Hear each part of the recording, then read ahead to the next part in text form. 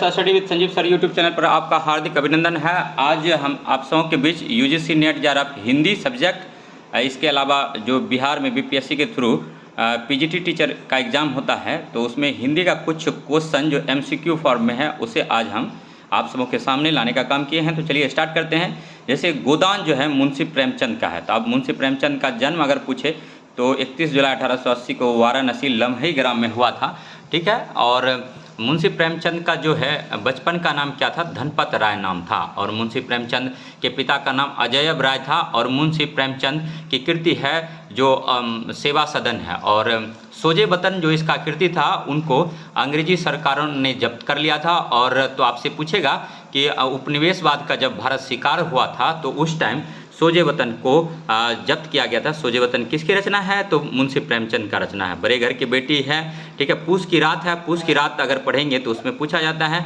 पूस की रात में खेत किस चीज़ का था? तो खेत जो था ईख का खेत था। और दूसरा, पूस की रात किसकी रचना है? तो मुंशी प्रेमचंद का है। पूस की रात में, ठीक है, जबड़ा क्या था? तो कुत्ता था। अभी हाल फिलहाल स्टेट का जो एग्जाम हुआ है उसमें एक क्वेश्चन पूछा गया था।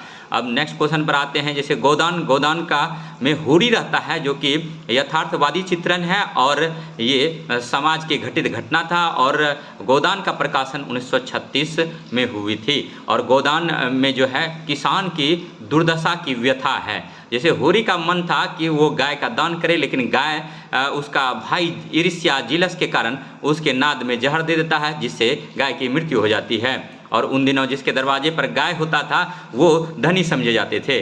तो किसानों की दुर्दशा व्यथा पर ये कहानी, मतलब ये उपन्यास था। और पूस की रात जो है, ठीक है, पूस की रात भी प्रेमचंद का है और गोदान भी प्रेमचंद का है। इसके अलावा कर्मभूमि भी मतलब मुंशी प्रेमचंद का है। कफन है, कफन में ये भी समाज का ही चित्रण दर्शाता है और मुंशी प्रेमचंद का है, ठीक है। मुंशी प्रेमचंद की एक पत्रिका की बात करें तो मुंशी प्रेमचंद का पत्रिका हंस है जिसका संपादन वाराणसी से होता था। वाराणसी उत्तर प्रदेश में है। और उत्तर प्रदेश में वर्तमान में अगर कहें तो अभी 75 जिला है, ठीक है। और उत्तर प्रदेश की लोकसभा सीट कितना है? तो 80 है। उत्तर प्रदेश में विधानसभा सीट कितना है? 403 है। और उत्तर प्रदेश में राज्यसभा सीट कितना है? तो 31 है। उत्तर प्रदेश की राजधानी लखनऊ है जो कि गोमती नदी तट पर बसा हुआ है। तो उसी में वाराणसी है। वाराणसी से ही मुंशी प्रेमचंद आते हैं। मुंशी प्रेमचंद को कलम का सिपाही बोला जाता है। इसी जगह 3 क्वेश्चन है, तीन तरह का क्वेश्चन, तीनों में हमेशा कन्फ्यूजन बना रहता है कि कलम का जादूगर किसे कहते हैं? तो राम वृक्ष बेनीपुरी को कहते हैं। राम वृक्ष बेनीपुरी की रचना है गेहूँ और गुलाब है। इनकी कई रचना है लेकिन उनमें से इंपॉर्टेंट बार बार जो पूछा जाता है गेहूँ और गुलाब किसका है? तो राम वृक्ष बेनीपुरी का है, याद रखिएगा। उसके बाद राम वृक्ष बेनीपुरी को ही कलम का, ठीक है, जादूगर बोला जाता है। और आपको कलम का मजदूर अगर बोला जाएगा तो मुंशी प्रेमचंद को बोला जाता है। कलम का सिपाही मुंशी प्रेमचंद का पुत्र था अमृत राय, अमृत राय को बोला जाता था। हंस पत्रिका का संपादन किसने किया था? तो मुंशी प्रेमचंद ने किया था पहला। उसके बाद शिवदान सिंह चौहान किया था। उसके बाद फिर अमृत राय ने किया था। उसके बाद, ठीक है, राजेंद्र यादव ने किया था दिल्ली से, ठीक है। और बाकी ने वाराणसी से किया था। और सरस्वती पत्रिका का प्रकाशन 1900 ईस्वी से होता है, लेकिन सरस्वती पत्रिका का संपादन जो है, ठीक है, आचार्य महावीर प्रसाद द्विवेदी जो करते हैं ये करते हैं, ठीक है, 1903 से। तो ये भी याद रखिएगा।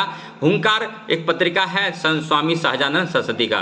प्रगतिशील लेखक संघ की स्थापना 1936 में हुआ था। और ये भी जानिए, ठीक है, कि जैसे पूर्णिया जिला के अंतर्गत उन दिनों फणीश्वर नाथ रेणु का जन्म हुआ था जो कि औराही हिंगना वर्तमान में अभी कहाँ है? तो अररिया में, इसलिए क्वेश्चन इंपॉर्टेंट हो जाता है। और फणीश्वर नाथ रेणु का एक कृति है महिला आंचल जिसका प्रकाशन 1954 में हुआ था। महिला आंचल जो है आंचलिक उपन्यासकार है। इसमें अंचल के बारे में जिक्र है और ये भी मतलब समाज में जो मर्मिकता है उसको दर्शाने का काम करता है, ठीक है। उसके बाद फिर इसको उजागर करने का काम करता है।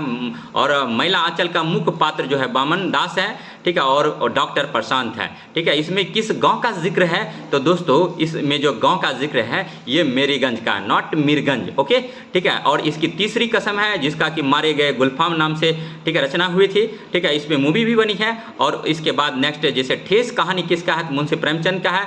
उसी तरह से ठीक है मतलब नागार्जुन जो है, नागार्जुन बाबा बटेश्वर नाथ के नाम से जाने जाते हैं, ठीक है, और वैद्यनाथ मिश्र के नाम से जाने जाते हैं। नागार्जुन जो प्रगतिशील कवि हैं, और नागार्जुन जो लेखन शैली स्टार्ट किया था तो यात्री नाम से लिखते थे। उसी तरह से आपको पूछा जाएगा कि मुंशी प्रेमचंद किस नाम से लिखते थे, तो मुंशी प्रेमचंद शुरुआती दौर में उर्दू में जो लिखते थे तो इनकी रचना जो होता था ये, ठीक है, मतलब नवाब राय के नाम से होता था।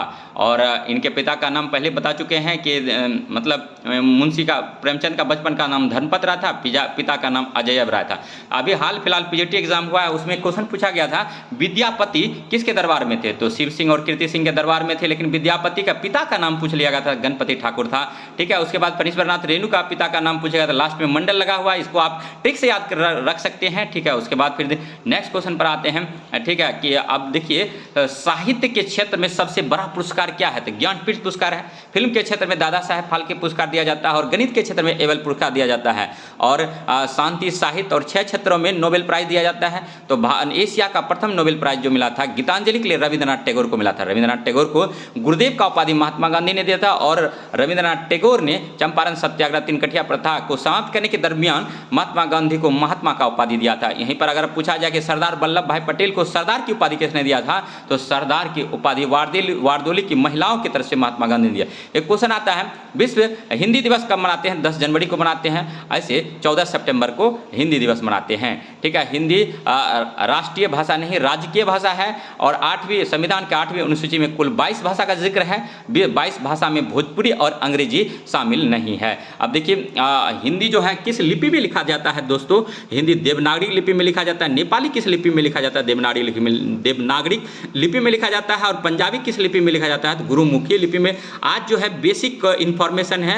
इसके अलावा नेट में जो है फर्स्ट पेपर में टोटल 11 यूनिट है, उसके बारे में भी चर्चा करेंगे। आदिकाल, भक्तिकाल, रीतिकाल, रीतिबद्ध, रीति सिद्ध, रीति मुक्त, जैसे छायावाद में प्रसाद पंत निराला वर्मा थे, इसके बाद राम कुमार वर्मा का भी नाम आता है। छायावादी कवि 1918 से 1936 का दौर चलता था। ओवरऑल आप हिंदी साहित्य का आज व्यू दे रहे हैं, इसके लिए कई बुक हैं, जैसे आप एनसीईआरटी, एससीईआरटी, ठीक है। उसके बाद फिर घटना चक्र प्रकाशन का पढ़ सकते हैं। इसके बाद आंसू जयशंकर प्रसाद का आप पतली पतली बुक आता है, पढ़ सकते हैं। मुंशी प्रेमचंद का गोदान पढ़ सकते हैं, कर्मभूमि पढ़ सकते हैं, ठीक है। महिला आंचल फणीश्वरनाथ रेणु का पढ़ सकते हैं, ठीक है। मृदुला गर्ग का मतलब कंठ और गुलाब पढ़ सकते हैं। कबीरा खराब बाजार में हानूस तमस, ये भीष्म साहनी का है, तो इनका भी आप पढ़ सकते हैं, ठीक है। उसके बाद नीला चाँद जो है शिव प्रसाद सिंह का है। जैसे आप पीजी अगर हिंदी से किए होंगे तो आप निसंदेह पीजी के सिलेबस में पढ़े होंगे। राग दरबारी किसका है, श्रीलाल शुक्ल का है। उसमें किस गांव का जिक्र है, तो दोस्तों उसमें जो है शिवपालगंज का जिक्र है, ठीक है। तो इस तरह से आप मतलब जैसे आप अगर काव्य साहित्य पढ़े होंगे तो उसमें एक कुछ श्लोक आपको याद करना पड़ेगा या फिर समझना पड़ेगा। जैसे ध्वनि संप्रदाय किसका था, तो मतलब ध्वनि आचार्य आनंद वर्धन का था, ठीक है। और वक्रोक्ति काव्य जीवितम कुंतक का है, आचार्य कुंतक का है, तो इनको भी आपको पढ़ना होगा। अब जैसे एक बात हम करेंगे रामचरितमानस आदिकाल आदि कवि के नाम से वाल्मीकि जाना जाता है, जो कि संस्कृत भाषा में रामायण लिखा था। उसी जगह अगर आप देखेंगे रामचरितमानस को कौन लिखा, तो रामचरितमानस तुलसीदास लिखा। तुलसीदास का बचपन का राम बोला था। तुलसीदास की पत्नी का नाम रत्नावली था। रत्नावली के दूतकार से, ठीक है, 7 कांडों में रामचरितमानस का रचना हुआ है, और ये 1631 में हुआ है। इसमें 2 वर्ष, ठीक है, 7 महीना 18 दिन का समय लगा था। तो आज जो है वीडियो ज़्यादा लंबा हो जाएगा और जो अपलोड नहीं हो पाएगा, तो इसलिए नेक्स्ट जो पार्ट लाएंगे कल लाएंगे। लेकिन हम यूजीसी नेट और पीजीटी का फुल हिंदी सिलेबस कराते हैं। अगर आप लोग को जुड़ना है तो आप हम लोग से जुड़ सकते हैं, ऑफलाइन क्लास भी ले सकते हैं। इसी आशा और विश्वास के साथ मैं संजीव कुमार, ठीक है, अब विराम चाहता हूं। तो मिलते हैं नेक्स्ट वीडियो में। इसी प्रकार का वीडियो देखने के लिए हमारे GS study with Sanjeev sir YouTube channel को लाइक एंड सब्सक्राइब और शेयर करना ना भूलें। चलिए, thank you, have a nice day.